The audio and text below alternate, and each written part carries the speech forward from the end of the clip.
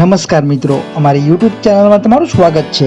તો મિત્રો, તમે પણ જો સરકારી ભરતી અથવા તો કોઈ પણ યોજનાની અપડેટ્સ મેળવવા માંગતા હોય તો આ ચેનલને તમે સબસ્ક્રાઇબ કરી બેલ આઇકન પ્રેસ કરી નોટિફિકેશન ઓન કરી દેજો। આટલું કરવાથી મિત્રો તમને રોજબરોજની જે અપડેટ છે તે મળતી રહેશે।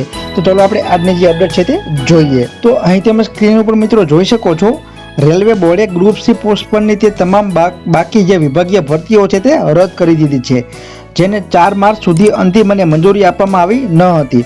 તો બોર્ડે આ પગલું ભરવાનું કારણ પસંદગી પ્રક્રિયામાં ગેરકાયદેસરતા ગણાવ્યું છે। બોર્ડના જણાવ્યા અનુસાર 4 માર્ચ 2025 સુધીમાં જે પસંદગી પ્રક્રિયાને આખરે મંજૂરી આપવામાં આવી ન હતી તેને રદ ગણવામાં આવશે। મિત્રો, પૂર્વ મધ્ય રેલવેના 26 જેટલા અધિકારીઓની સીબીઆઈ દ્વારા વિભાગીય જે પરીક્ષાનું પેપર લીક થતા તેઓની ધરપકડ છે તે કરવામાં આવી હતી।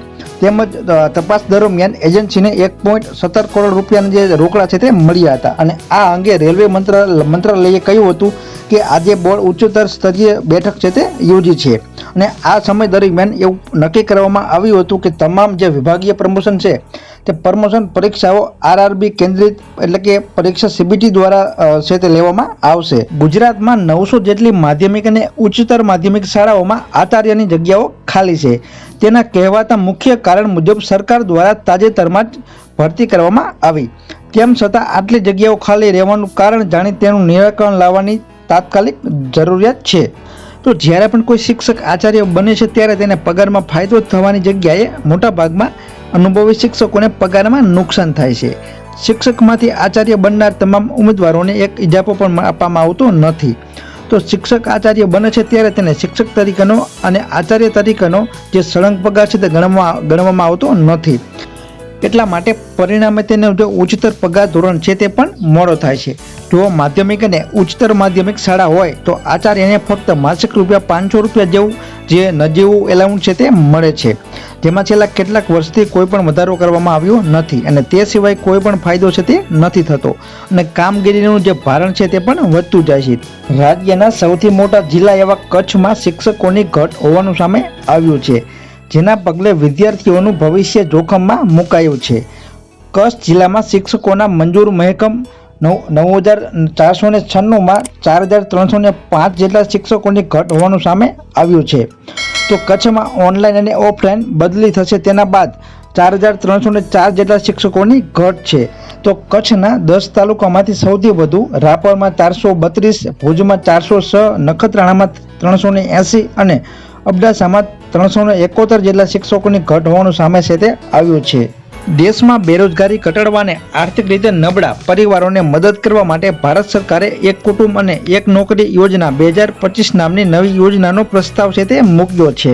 આ યોજનાનો મુખ્ય ધ્યેય એ સુનિશ્ચિત કરવાનો છે કે દરેક પરિવારના ઓછામાં ઓછા એક સભ્યને સરકારી નોકરી મળે અને આ યોજના એવા પરિવારો માટે બનાવવામાં આવી છે કે જેમાં હજુ સુધી કોઈ પણ સરકારી નોકરીમાં નિમણૂક છે તે નથી થઈ। તો મિત્રો, આ જે યોજના છે તે ખાસ કરીને આર્થિક રીતે નબળા એટલે કે EWS, OBC, SC અને STના જે લોકો છે તે લોકોને ધ્યાનમાં રાખીને બનાવવામાં આવી છે। સરકારનું લક્ષ્ય 50,000થી પણ વધુ પરિવારોને સરકારી નોકરી આપવાનું છે અને આ યોજના સૌપ્રથમ સિક્કિમ રાજ્યમાં લાગુ છે તે કરવામાં આવી હતી અને હવે તેને સમગ્ર ભારતમાં લાગુ કરવાની જે યોજના છે તે ચાલી રહી છે। આધાર કાર્ડમાં 2015 પહેલા જારી કરાયેલા આધાર કાર્ડ ઉપર નવો નિયમ લાગુ। ભારત સરકારે આધાર કાર્ડ સંબંધિત એક નવો નિયમ જાહેર કર્યો છે, જે 2015 પહેલા જારી કરાયેલા આધાર કાર્ડ ધરાવતા નાગરિકોને લાગુ પડશે અને આ નવા નિયમ મુજબ જો તમારું આધાર કાર્ડ 2015 પહેલા બનેલું હોય તો તે તમારા માટે તેને બને તેટલી વહેલી તકે તેને અપડેટ છે તે કરાવવાનું રહેશે। તો આધાર કાર્ડમાં અપડેટ શા માટે જરૂરી છે? તો આધાર કાર્ડ ઓળખ અને સરનામાના પુરાવા તરીકે કામ છે તે કરે છે। તો સમય જતાં નાગરિકોની વ્યક્તિગત માહિતી જેમ કે સરનામું, મોબાઈલ નંબર અને ફોટા છે તે બદલાઈ શકે છે। તો આધાર કાર્ડ અપડેટ ન કરાવવી હોય તો સરકારી સેવાઓ, બેન્કિંગ કાર્યો અને જે અન્ય આવશ્યક કાર્ય છે તે કાર્યમાં મુશ્કેલી છે તે પડી શકે છે। તો 2015 પહેલા જારી કરેલા આધાર કાર્ડમાં કેટલીક ટેકનિકલ ખામીઓ હોઈ શકે છે, જેમાં ડેટાની જે સુરક્ષા છે તેને અસર છે તે કરી શકે છે। તો આને ધ્યાનમાં રાખીને સરકારે તમામ જૂના આધાર કાર્ડ ધારકોને તેને અપડેટ કરવાનો જે નિર્દેશ છે તે આપ્યો છે। રાજ્યમાં પોલીસની ભરતીને લઈને મહત્વના સમાચાર, જાણો ક્યારે લેવાશે પરીક્ષા। ગુજરાતમાં પોલીસ ભરતીને લઈને મહત્વના સમાચાર સામે આવ્યા છે। પોલીસ વિભાગ દ્વારા PSIની જે કસોટી માટે શારીરિક કસોટી જાન્યુઆરી મહિનામાં લેવાઈ ગઈ હતી, જેના બાદ હવે ઉમેદવારો લેખિત પરીક્ષા ક્યારે થશે તેની રાહ જોઈને બેઠા છે. તો પોલીસમાં જવા માંગતા ઉમેદવારના ઇંતજારનો અંત છે તે આવ્યો છે. આગામી એપ્રિલ મહિનામાં પોલીસ ભરતીની જે લેખિત પરીક્ષા છે તે લેવાઈ શકે છે. તો જીપીએસસીએ 13 એપ્રિલે લેવાનારી પરીક્ષાની તારીખ છે તે બદલી છે.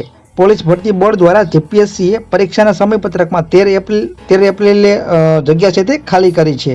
તો 13 એપ્રિલે પીએસઆઈની લેખિત પરીક્ષાનું આયોજન છે તે થઈ શકે છે. તો પોલીસ સેવામાં જોડવા માંગતા ઉમેદવારોએ લેખિત પરીક્ષા ઉપરાંત ફરજિયાત શારીરિક કસોટી આપવાની હોય છે.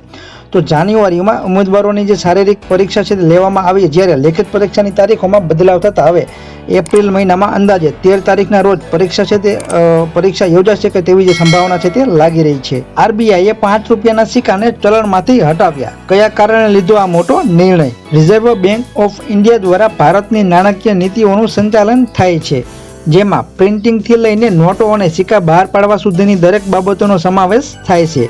તો કેટલી નવી નોટો છાપવામાં આવશે અને કેટલી નોટોને ચલણમાંથી બહાર કાઢવામાં આવશે તે એકલા આરબીઆઈ દ્વારા નક્કી છે તે નથી કરાતું. તો આરબીઆઈ અને કેન્દ્ર સરકાર સાથે મળીને આ જે નિર્ણય છે તે લે છે. તો ₹5 સિક્કાને બંધ કરવાનું કારણ શું છે? તો જાડા ધાતુના બનેલા ₹5 સિક્કાને બંધ કરવાનું તેના પાછળનું કારણ છે તેને બનાવવાનો ખર્ચ. તો આ સિક્કામાં વપરાતી ધાતુને ઓગાળીને રેઝર બ્લેડ જેવા ઉત્પાદનો બનાવી શકાય છે. તો તાજેતરમાં આવો જે કિસ્સો છે તે સામે આવ્યો છે, જેમાં જાડી ધાતુના ₹5 સિક્કાને રેઝર બ્લેડ બનાવવા માટે ઓગાળવામાં આવી રહ્યા હતા. રાજ્યના 26 જેટલા તાલુકા પ્રાથમિક શિક્ષણ અધિકારીઓની સાગમટે બદલી. શિક્ષણ વિભાગ દ્વારા બહાર પાડવામાં આવેલ આદેશ અનુસાર રાજ્યના વિવિધ જિલ્લાઓના 26 જેટલા તાલુકા પ્રાથમિક શિક્ષણ અધિકારીઓને બદલવામાં આવ્યા છે. મહિલાઓની ઉપલબ્ધિઓને સન્માનિત કરવા માટે અને લૈંગિક સમાનતા વિશે જાગૃતતા વધારવા માટે દર વર્ષે 8 માર્ચનો આંતરરાષ્ટ્રીય દિવસ મહિલા દિવસ તરીકે ઉજવાય છે. તો આ વર્ષે આંતરરાષ્ટ્રીય મહિલા દિવસ 2025ની થીમ કાર્યવાહીમાં તેજી લાવી છે. તો આ થીમ મહિલાઓની ઉન્નતિ ઉપર સકારાત્મક પ્રભાવ નાખનારી રણનીતિઓ, સંસાધનો અને ગતિવિધિઓને સ્વીકારવા માટે તેમના અમલીકરણનું સમર્થન કરવા તથા તેમને આગળ વધારવા માટે દુનિયાભરમાં એક આહવાન છે તે થયું છે. લખપતિ દીદી યોજના. આ યોજના દ્વારા સરકાર મહિલાઓને વગર વ્યાજે ₹5 લાખ સુધીની લોન છે તે આપે છે. તો આ માટે મહિલાઓને કેટલીક શરતો છે તે પૂરી કરવી પડે છે. કેન્દ્ર સરકાર મહિલા સશક્તિકરણ માટે અનેક પગલાઓ ભરે છે. લખપતિ દીદી યોજના પણ તેના માટેનો એક પ્રયાસ છે. તો આ યોજના સ્વસહાય જૂથો સાથે સંકળાયેલી મહિલાઓ માટે ચલાવવામાં આવી છે. તો આ યોજના દ્વારા મહિલાઓને તેમની આવક વધારવામાં મદદ છે તે મળશે અને મહિલાઓને સ્વરોજગાર માટે પ્રોત્સાહન પણ આપવામાં આવશે. તો આ યોજના મહિલાઓને નવો વ્યવસાય શરૂ કરવા માટે અને તેમની આવક વધારવા માટે જરૂરી તાલીમ છે તે તાલીમ આપવા ઉપર પણ ધ્યાન છે તે કેન્દ્રિત કરે છે. તો આ યોજનાનો મુખ્ય ઉદ્દેશ્ય સ્વસહાય જૂથો દ્વારા જે મહિલાઓને ₹1 લાખની વાર્ષિક આવક છે તે સુનિશ્ચિત કરવાનો છે. તો મિત્રો, આ હતી આજની અપડેટ. આવી જ માહિતી માટે અમારી યુટ્યુબ ચેનલ સાથે જોડાયેલા રહો. જય હિન્દ, જય ભારત.